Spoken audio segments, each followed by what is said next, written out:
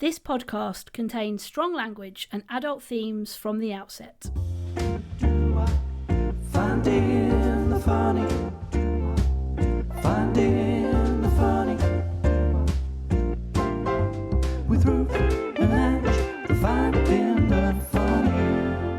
Okay, I am feeling, I've just got to say this, top of the show, guys, this is either going to be a sensational episode or it's going to be annoying because I am incredibly delirious. See, this is what happens, Pats, when you go to Brighton and you don't go to bed until 6:30 a.m. 6:30 a.m. Sunday. Like, what the hell? How did you even do that? Oh, God, I fully pulled an all-nighter. I was drinking tequila. I was drinking tequila rosé at 3:30 in the morning in my hotel room with a girl called Cassie. And I've got a story to tell about Cassie actually, but I'm going to come on to it. I just want to explain something about Cassie. Cassie came with 2 massive backpacks full of snacks and drinks. Brilliant. Right. Cassie sounds like my kind of girl straight away. At 10 in the morning, she sent a message to the WhatsApp group. Bearing in mind we were going for brunch, she sent a message Sunday morning, 10:30. She sent a message to the WhatsApp group. Does anybody want any snacks? Good girl, Cassie. So also she bought the tequila rosé and she also bought a load of gin. So I had this tequila rosé and then at about 4 in the morning she was like, "Do you want a blood orange gin?" I was like, "Sure, why not?" Cassie sounds like a bit of a nutter. Oh, Cassie is she a nutter? Cassie is always double parked with her drinks. That's what you need to know about Cassie. Yeah, she's a nutter. She's a nutter. Anyway, look, I've got a story about Cassie which I think is going to blow your mind. Right, okay, go for it. So Cassie is married to a guy called Paul. Right, okay, Cassie and Paul. I don't know how long they've been together, but I don't know when they got married. Anyway, just before they got married, they decided that they were going to buy themselves a Lord and Lady title. What? What do you mean buy themselves? You can just buy yourself a title. Yeah, so apparently you have to own a piece of land to be classed as a lord and a lady. Right. So she's telling me this at like 2:00 on Sunday morning. I'm like, hang on, what? Back up, what? Oh yeah, just before we got married, my now husband Paul decided that we should be, I won't say their surname obviously, but that we should be Lord and Lady so-and-so. So on my bank card, I've got Lady, so her full name is, I'm not going to say her surname, but her name is Lady Cassandra. Cassandra? Shit. Cassandra? Wait. Lady Cassandra Georgina Katrina, and then she's got a double-barreled surname. You are kidding me. No, but she's on her bank card. So, and I was like, "What? You're a lady?" She was like, "Yeah." Before we got married, Paul decided that we should be Lord and Lady. So, do they own land then? Like a tiny, you have to own a certain square footage, a tiny little bit of land. Not just like have a garden. No, you have to actually own it. You have to buy it and own it. I think it cost about 70 quid or something. Bloody hell. I didn't even know you could do that shit. But what is the point? Wow, it sounds good, doesn't it? Does it? Well, yeah, I mean, you've got on your bank card Lady Cassandra Georgina Katrina, whatever her name is. I mean, that's quite, you're not just a Mrs., are you? Or a Miss, or a Ms. I put that in. I was telling her it's Dickish Behaviour, and I thought you'd agree, but it's backfired. You're into it. I quite like it. I think the reason I like it is because I didn't even know you could do it. Well, I'm going to see if I can become Lady Ange. Lange should be Lange. And actually, my middle name is shit as well, so it would be Lady. I mean, going officially, Andrea. Yeah. Lady Andrea Jane. That's quite shit. Good, I think. No, I think that works. That is shit. No, that is shit. I mean, I'm not Cassandra Georgina Katrina, am I? You could just be Lady AJ.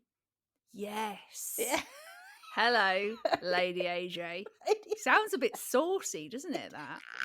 Well, with your buying of your porno mags, if you didn't know what we're talking about, go back a few episodes back into season 2. We found out that Ange is a massive fan of buying porn mags. Yeah, big time, massive fan of that shit. Anyway, I went to Brighton, stayed up till 6:30 on the AM, and I don't know how you did that, Pat. I just don't think I could actually do it. I haven't pulled an all-nighter since I was at uni. That's like 12 years ago. Oh, Lord above, no. I mean, I get to a point, I get to make like maybe like 2, 3, and I'm like, I just need to get into bed now. I was buzzing. I was absolutely buzzing. Were you off your tits? No, I wasn't even that drunk. I mean, I did a bit of tequila and had some tequila rosés. I was obviously drinking blood orange gin at like 4 a.m. I think though that's the way to do it. I think if you go too hard, then you just crash, don't you? Yeah. If you can sort of pace it, you know, you can keep going. And we did we went for food, and then we did karaoke. So it was at Lucky Voice, so you get your own room at Lucky Voice, and there's like seats and stuff, and it's it was loads of fun, but it's quite a chilled activity. It's not like we were clubbing. It's not like we were clubbing or in a pub or a bar. Do you know what I mean? You're basically just sitting around singing songs. Yeah. Well, I saw something on Instagram that made me laugh this week, and it actually reminded me of myself. My toxic trait is I say no worries a lot, when in fact I possess all the worries. That is true. That is actually very true of you. Yeah. I'm like, no worries. Shit, I'm actually really worrying about that now. I'm at like a massive gathering and somebody says something. I'm like, sure, no worries. I walk away going, fucking hell, they hate me. They actually hate me. They said that. They said that 3 minutes into the conversation. They can't stand me. It's over. And I'm there going, it's no worries, no cool, no worries, no worries. No worries. No worries. Now, I wanted to just chat about our little sort of Claridge's night. This happened a couple of weeks ago. Yeah. And obviously I couldn't talk about it last week because we had the Queen Fern on. Yes, we should say, shouldn't we? If you're new around here and you haven't listened to Fern's episode, mate, you should definitely go back and listen. It's a belter. It is an absolute belter. Yeah, she's brilliant. So obviously didn't talk about this last week because we had the Queen Fern on. Sure. But I just wanted to talk about. So we obviously went to this posh do at Claridge's a couple of weeks ago. And it was a great night. We had a great fun. Huge fun. Lots of great people there and food and drink and all the rest of it. Yeah. But what I wanted to talk about is the bodysuit underwear thing, right? Because, do you know what I mean? Like the full bodysuits that you wear. Like the poppers underneath the vagina. The pops that go under your vajayjay, right? Right. Because there was a point during that evening where all my poppers came undone, right? I just felt them pop, pop, pop. I'm like, shit, I'm fully out now. Hang on. So you didn't have any underwear? Well, I mean, it's just hanging. Where it should be. Do you wear pants or do you just wear pops? So it's fully free. And you were in a dress. I mean, thankfully, they popped when I was dancing. What is that, thankfully? I thought you were going to say they popped while I was sat down. I mean, popping while you're dancing, that is dangerous, Patty. That's dangerous. And actually, I just remember like grooving around on the dance floor and just thinking, shit, I've like actually got no pants on right now. Like I was, thankfully it was all, I was dancing, so I was sort of straight up and down. There's no way of anyone seeing anything.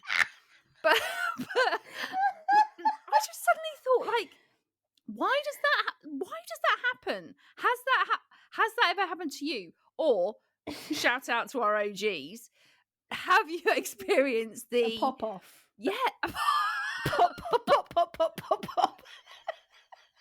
Honestly, I was literally dancing around thinking, I've got to go to the bathroom now. I've got to sort that out. I can't be. I felt like naked. Naked, as Rihanna would say. Oh, have you ever experienced the pop off of the poppers? Yeah. Anyway, we've got a new segment to try out, haven't we, this week? We have. So should we rock straight into it? Yeah, I was thinking about this earlier, Pat. So I think I'm going to try and sort of jazz up the little song for this, because Right, obviously let's be honest, that's not what you said to me earlier. What you said to me earlier is, when we record the podcast, I'm going to come up with a new song for the new segment. So you actually said the words "a new song." Yeah. So we are now waiting on tenterhooks for your new song. Okay, you ready? Ready? Le Urban Dictionary. No, that is not a new song. That is not a new song. If that is your idea of new creativity, this podcast is fucked. Because it's still in French. It's just new words. I like being French. I like, but doing it's just French you've bit. just done new words. I did say dictionary though, which is quite nice, isn't it? No, you started with a le. You started with the same note. You've done the same tune. This is bullshit. Right, next week, your task. You've got to come up with a new song. Okay, I'm gonna get my boy Joel on this shit. He's gonna lay down some tracks. Lay down some tracks. He's gonna lay down some tracks, and next week I'm gonna come with like a big shebang for the new segment. Amazing. Well, we can't wait. Okay, brill. So Ange and I decided, well, this was actually solely Ange's idea, and I think it is an absolutely sensational idea. Sensational. Sometimes each week we might just throw in, one of us looks up something in the Urban Dictionary, brings it to the other, and they have to guess what it is, and then we'll have a little bit of a chat about it. Yes. So you are bringing this week, Pat. I am bringing this week's, and I looked up in the Urban Dictionary and I found micro marriage. What do you think that means? What? Micro marriage? Micro marriage. Is it just like a very short marriage? So you agree? No, that's what I thought it was going to be. It's not, but it's actually quite funny when you read the explanation. Right, okay. What is Micromarrying is when your partner manages your personal day-to-day tasks with you, much like a micromanager at work. And then this is the one so this is like the kind of example. Wife, have you put the sheets out to dry and put the towels on? Husband, yes. You know I'm a grown adult, also used to live alone, so you don't need to micromarriage me.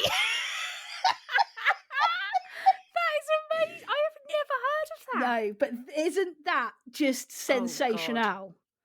I think there's a lot of people in micro marriages. Right, so I think we should do a call to action here, because I think we could get loads of shit in about how your other half micro marriages you. I just love the fact that the husband's response is, I'm a grown adult, also you used to live alone, so you don't need to micro marriage me. I think as well, it is predominantly women that do that shit. Oh, definitely. Although, mainly women. I would be really interested to hear genuinely from same-sex couples. Yes. So is there somebody in like a male gay marriage that falls into that more micro-marriagey type? And if you're in like a same-sex female marriage, are you both just micro-marrying each other all the time? Yeah. Because I think if I'd have married a woman, we would just micro-marriage each other constantly. Although, I don't know, because I think sometimes you tend to get sort of a bit less micro-marriagey, maybe. Micro-marriagey, maybe. Well, I suppose, okay, this is what it comes down to, isn't it, right? As women, as heterosexual women who are married to men, we have to micro-marriage because men are fucking useless. Well, that's what I was just about to say to you. I think you probably micro-marriage Marty a lot. Oh, because he needs God. it. Because he needs it. So when I went away this weekend, our garden is like, it's awful. If there's any landscapers out there who want to sign a deal with the podcast, sort out our garden. She doesn't want to pay for it. No, if you want to do it, and she'll advertise that you've done it outside her house. If you want me to do a hashtag ad, then this is the time to step up, you know. So I asked him to sort of sort out the weeds in the garden, and we bought this like special spray that we'd been told about by somebody who's a gardener. Anyway, blah, blah, blah, boring. Yeah, now you're doing me. Yeah, I know. Now I'm falling into fucking Ange territory. Exactly. Anyway, I came back. I said, did you do the garden? Well, yeah. I mean, I sort of started it. I was like, what? Well, either you did it or you didn't. It was good weather as well Saturday. You what? So Saturday was good weather. He could have been out there all day. Perfect weather. Yeah. So I was like, well, what do you mean? He said, well, you don't understand how much digging there was to do. I was like, Yeah, like you've got to dig the weeds up and then spray them. Yeah, and then I said, the ones that you dug up, did you then spray where they were? No, I didn't do that. I was like, for fuck, you had one job. I think Marty still is 5. Oh yeah. No, not 5, like 15. Yeah. He's like adolescent. Well, let's go 10. Let's call it 10. He's 10. But yeah, I have to micro-marriage him. And I thought, I'm not going to message him on Saturday. I'm not going to micro-marriage him. I'm not going to be like, have you done the garden? We had a long conversation about it all last week before I left. He knows that we need to get it done before the weather changes. It looks awful out there. It looks horrendous. Like, it looks like, if you looked at our garden, you'd think we were dead.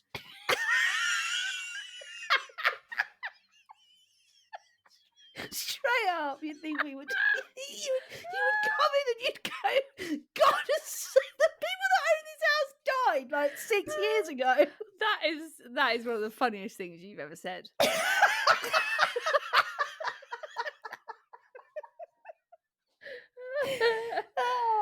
you have to micro-marriage Ian? Not really. Well, I don't think I do. No. Is he sensational at just getting on with stuff? Yeah, and also I think I'm not a real like I'm not really a real sort of wifey wife woman. Do you know what I mean? I'm quite sort of. I think You're I'm quite actually blokey. I am. You said this before. Yeah, I am definitely a lot more blokey than I am womanly. Yeah, I mean, in the bedroom, very different, but. I don't know, because we've had this conversation before, and you're like, yeah, that's true. Actually, when it's over, wham bam, piss thank off, you, ma'am. Well, basically, you told us that this is the only time you want to have a cigarette. It's after you've had sex, which is so weird. And then you're like, that's it now, Ian. Yeah, climb off. We're done. See ya. Off you go. Let me look at the phone. Just gonna roll over and check Instagram. Night, love. I am. I think I am very blokey, so I think I don't micro-marriage because. Do you think Ian micro-marriages you? Probably, yeah. Because again, he probably has to. Right. You know, I'm probably more in Marty's camp as far as that goes. You know, so yeah. But it's good, isn't it? Because then that's what you get. That's when you get your balance. Let's just say, if you are micro-marriaged, or you think you're a micro-marriager. We'd love to hear from you. There's loads of ways you can get in touch with us. You can find us both on Instagram. I'm at Ruth Corden. And I'm at Ange Corden. You can find us on Facebook. Just search Finding the Funny Podcast. Or you can send us an email. hello@ruthcorden.com.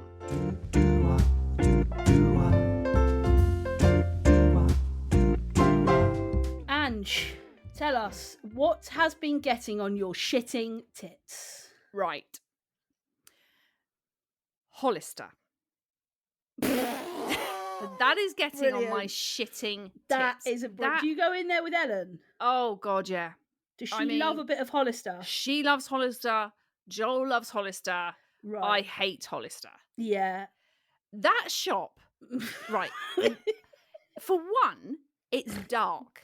You can't see a shitting thing in that shop. How can you see the clothes? Exactly. I mean, quite often I'll go, you know, Nels is really, she's like, I really like that. I said, well, let's just take it out to the front where we can actually bloody see it. It's so, like, you have to get your torch out sometimes. It's like a nightclub, isn't it? Yes. It's basically like walking into a nightclub. Yes. Apart from the floor's not sticky. Yeah. But everything else is just this, like, dark, like, I just don't get it. I don't get high music as well often, isn't it? It's high like, music. Yeah. Like darkness. Yeah. Yeah. Very, very weird. But the thing that really got to me the last time I went in there, which was actually just a couple of weeks ago. Someone actually made me cough that one. I went too heavy on you didn't take a big enough breath, did you? No, and I went too heavy on the. Yeah, you try to do that. If you're going to do a big, you got to really breathe in. You got to prepare. You got to prepare for that, haven't you? Yeah. Yeah, definitely. So we went in there a couple of weeks ago, right? Yeah. Joel wanted some jeans. Nels had some money. In fact, she had shitloads of money when she opened her purse. I was like, bloody hell. Loaded. How have you got that much cash? Loaded. Anyway, so that, you know, there's a few things I wanted to try them on, right? Have you ever been to a shop that locks their changing rooms? No. Yes. Well, they do. And I don't just mean like there's one main door that unlocks and then you've got every cubicle. In fact, one of the issues I have is that in the men's section, there's one changing room. No. One. And it's locked, right? No. The women's, I think there's only like 3 or 4. Oh my They God. are locked. So Joel's waiting to try on some stuff, right? We're waiting at the men's one. There's someone in there. There's also someone waiting. So like, we're going to be here fucking ages now because they're going to take forever in these changing rooms. So I said to him, right, you stay there. I'll go and wait over the women's side because you've basically got 4 over there, Joel. We might get one quicker. So I go to the women's side. Right. Waiting for a changing room, right? One becomes free. Great. I'm signaling to Joel, get over here. There's a changing room free. Get over, right? This woman comes out. Great. Come on, Joel. In you go. Go to open the door. It's locked. This woman has only just come out. So it must automatically lock after you then. Oh, so then God. we had to find someone. And you can't because someone in that store. It's dark. Because you can't bloody see anyone, and everyone looks the same. And they all look like models, and they're all in dark Hollister clothing. Exactly. I mean, one bird in there, she actually did look like Kendall Jenner. Did she? Yes. I mean, super, super hot. Do you know what I'd quite like to do, which I think would be really funny if we could you and I to try and go for an interview at Hollister? Yeah. Like, actually fully apply, send in fake headshots, because I think it's probably the place where you have to send in a headshot. Yeah. In fact, probably a full body shot, I'd say. Oh yeah, send in a load, and then we rock up. Yeah. They'd lose their shit. Let's see if we get that job, Pats, eh? Not a chance in hell. Not a chance.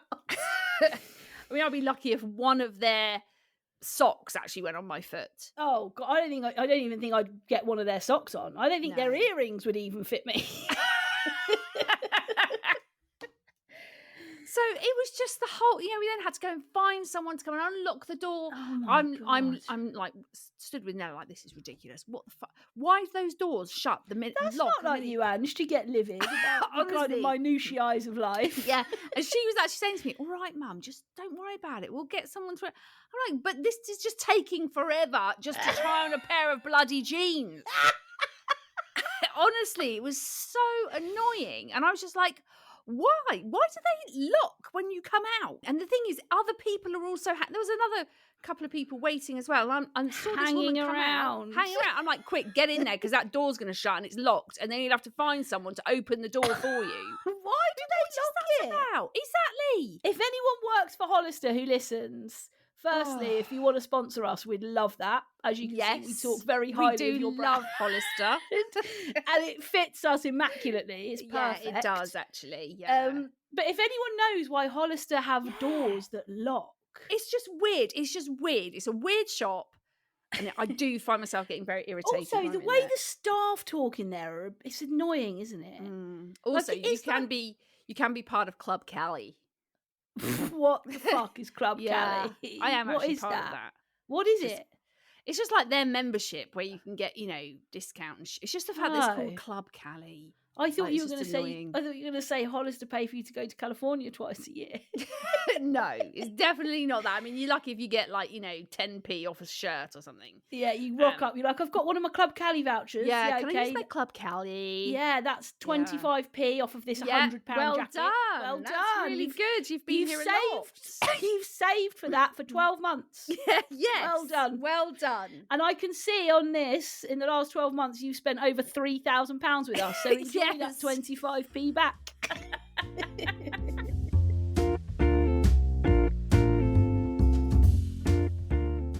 So we're going to go into Dickish Behaviour now, and we had a Dickish Behaviour in from Kim on the gram. She just says, awkward lift conversations, there's no need. Absolutely with you, Kim. Absolutely. It's bullshit, isn't it? I actually quite like those. I knew you were going to say this. Fucking hell. You like going in and giving it the raised eyebrows. Hiya, what floor? I do. Are you going to 4? I do. What are you doing at 4? Why are you going to 4? Oh shit, is there a new cafe up at 4? Oh Yeah, God, I didn't know. Ian, did you know this? Sue's just told me about a new cafe in the lift, about a new cafe on Level 4 Street. I mean, it's bullshit. I like it. I tell you what, like though, the awkwardness of that. if you fart in a lift, that's pretty embarrassing, isn't it? Oh yeah, God, that is embarrassing. Because you can't do an abort, can you? You can't do a you move can't on get then. out of that. You're But I think literally stood there. I think the only way that happens is if you actually got a bad stomach.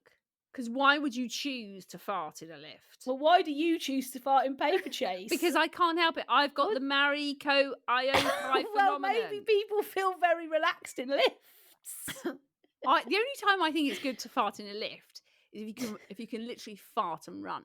So you leave it in there for the next people that are going in. That's always good. Yeah, because it's basically like a massive Pringle can, isn't it? Yeah, it's like someone walks in and whoa. Bloody hell. Once those doors shut, that is true. You are locked in. You've got to endure that to level 6. Lifts lull you into a false sense of security because you think you're alone. And then someone gets in. That is so true. It is.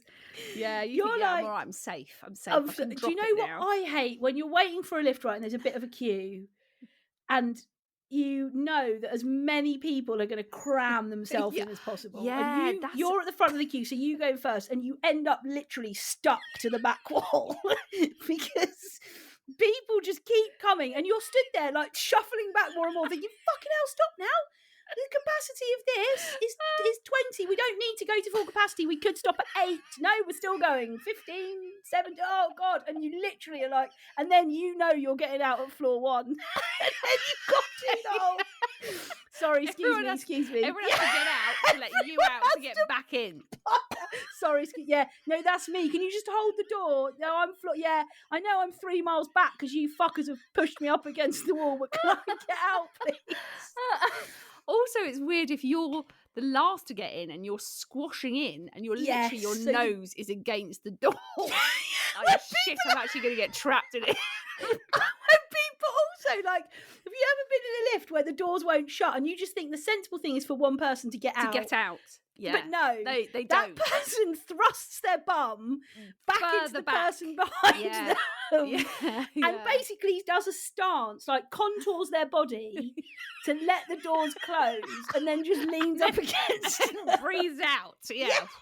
Okay, we're in, guys. We're in this sardine can. We're in. We're going up to level 12. Nobody farts. Yeah.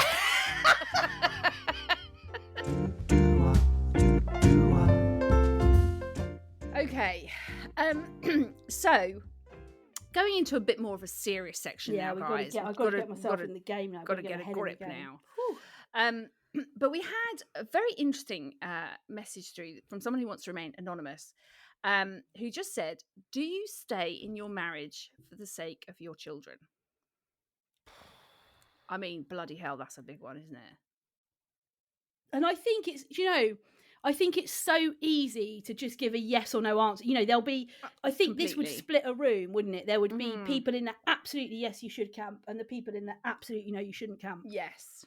Yeah. And I was thinking a little bit about this when we talked about it a couple of weeks ago, when we were like thinking about should we put it in our prep or should we save it or whatever. And I think it's the question that you have to ask yourself is, what do you want to do? Like, not that your children don't come first, and I totally appreciate that, but you are only going to be the best parent when you are in the best mind frame. And I get this is so easy for me to sit here in my house doing a podcast saying, but as parents, parenting is complex and it's difficult and it's hard and it's multi-layered. But you can only be the best version of yourself as a parent is if you are at your happiest. Yeah.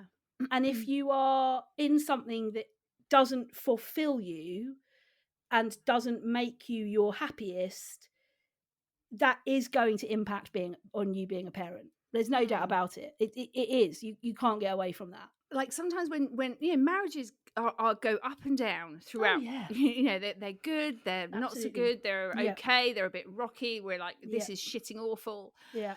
And I think sometimes it's very easy at some points in that when things are not good to kind of go, do you know what? Should we just like call it a day? Should we just kind of finish it because this isn't going very well?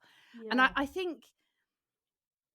And ultimately, obviously, if it was an abusive relationship, any of those kind of factors that are hugely absolutely. difficult for Yeah. everyone involved, then yes, Yeah. you don't stay in those No, situations of for course. anyone, definitely not for your kids. But I think there's something about and I suppose speaking from someone who's been married for like 20 years, that I think you sometimes have to really like dig deep, like really I deep. totally agree. Yeah. And you kind of have to say, this is really tough right now, and we're Yeah. not in a great place. But actually, there are things we can do, or therapy we can get, counseling that we can get to really see if we can salvage yes, this. something is, and I just think it isn't just that easy of, do I stay here for the sake of my kids, or do I just leave? I think sometimes all I was going to say is, I would say if you have done that stuff and the only reason you're staying is for your children, then no. Exactly. If you have done that work, and you've dug through those layers, and it's not just a rocky and it's patch, just not, and it's not just a kind of part of the roller coaster that's dipped down. If the question is, do I stay only for my children? Absolutely not, because there are children out there who are now adults who would say the best thing my parents did was split up. The best thing that my mum and dad did for me is split up. And there'll be other people that say the worst thing my parents did was stay together. And if you're clinging on with white knuckles to whatever's left, and all you keep coming back to is, I've got to stay for my children, get out. Like, absolutely, they will grow up not. And this is the thing, the first thing, other than the relationships with your siblings, if you've got them, the first real relationship that you witness is that of your parents. Absolutely. And so there's a modelling in very formative years of what you see and what is acceptable and how you communicate with each other. And as those children then grow into, I don't know how old this person's children are, but when you think about like brain development and puberty and picking relationships and partners for yourself, there is a modelling that's happened. So if you're like, oh, they're 7, we'll stick together till they're 18 and then we'll go our separate ways, that will mess them up. Perhaps more than saying we probably should call this a day.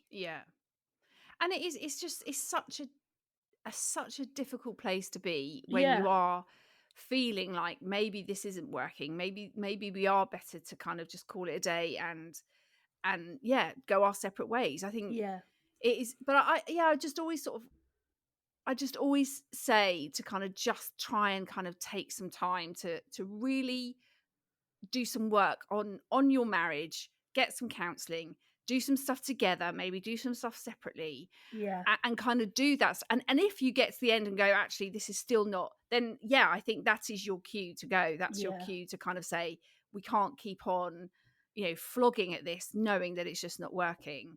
I also think as well, isn't it, like, even if you take children out of this and just have a wider conversation about marriage or long-term relationships, it's a hard balance to totally keep yourself and your identity and what you love alongside being a partnership with another. Like, the complexities of long-term relationships, which is I am my own human being, and I also have to be considerate of this other person. That is hard. That is hard work. And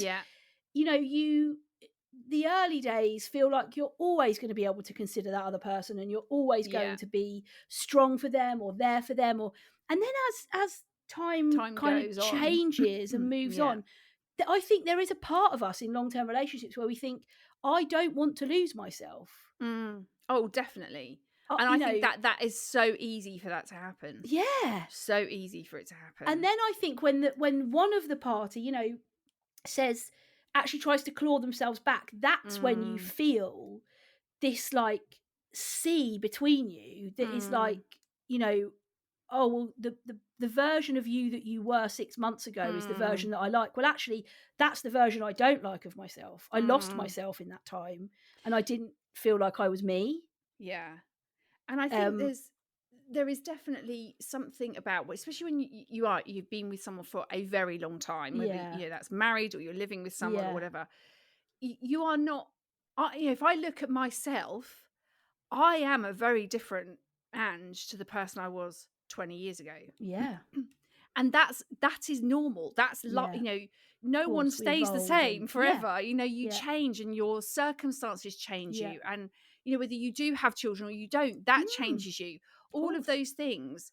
And actually, sometimes that's hard when, you know, maybe one person is growing in a slightly different way to the other and kind of doesn't want that change to come. But I think the more you restrict that happening in any relationship, especially a relationship that's been there or you've been in for a long time, that is quite often where those cracks start to appear, because you're kind of fighting with yourself plus this other person who's saying, you're not the same person you were. I don't know if I like this person anymore. Well, I'm afraid I am changing, I'm growing, and this is the person I am. And if you like it, great, we'll try and work this out. And if you don't, Well, I'm not going to continue to be who you want me to be. Yeah. For the sake of you, because No. that's just not that's not healthy, and that's not No. how life is. And No. and I think that's it's very important to kind of try and keep, you know, kind of awareness of that, and not allow yourself to kind of stay somewhere being someone that you don't really want to be, or you are not anymore. And that can be really hard in marriages and long-term relationships. And again, you know, in terms of modelling, if you do have children, modelling that to your children is vital. That you don't let somebody try and change you. Look, we all change, don't we? And there are some aspects in marriages that I've been changed for the better. I'm a better person because of Matthew in my life. There's because of Marty. There's things that he's brought to my life that, you know, have made me a better person. Yeah. But I think as well, there's a sense of saying, you know, this is who I am, and I have evolved and I have changed. But if you don't feel that you can love this different version of me, then this probably isn't going to work. But yeah, I'd agree with Ange. If you've tried everything, you know, if you're at the beginning of thinking, is this working? And, you know, one of the things on your list is that you would like to stay for the sake of your children. That is completely admirable and commendable. And I think every parent in a difficult spot in their relationship feels that. But if it's the only thing on your list that's keeping you there, if it's the only pro, I would say, no, you shouldn't stay only for your children. For them. Yeah. Well, look, that's it. We've done a long one today, perhaps. Bloody hell. have. I mean, we might not have, because Joe might edit half an hour of it out. So, you know. Well, Joe might edit us down to like 15 minutes. Yeah, that is true. That's the only. That is all we've got. That's all we've got out of that hour is 15 bloody minutes. Well, look, there's this time next week we'll also know whether we've won an International Women's Podcast Award. Can you believe that? Shit, that's Thursday, Pat, isn't it? Yeah, we'll be coming on next week either singing because we've won or crying because we lost. Being a bit pissed off, yeah. So that'll be a great episode. But always, Pats, you know, the fact that we have been shortlisted. Exactly. That's all we can say. You know, exactly. win or lose. Exactly. We're on the boost. Win or lose, we're on the boost. And we absolutely will be, yeah. Absolutely. Anyway, look, there's loads of ways you can get in touch with us. You can find us both on Instagram. I'm at Ruth Gordon. And I'm at Ange Corden. You can find us on Facebook. Just search Finding the Funny Podcast. Or you can send us an email, hello@ruthcorden.com. We hope, as always, that you've absolutely loved this episode. And we will be back next week helping you to find more of the funny.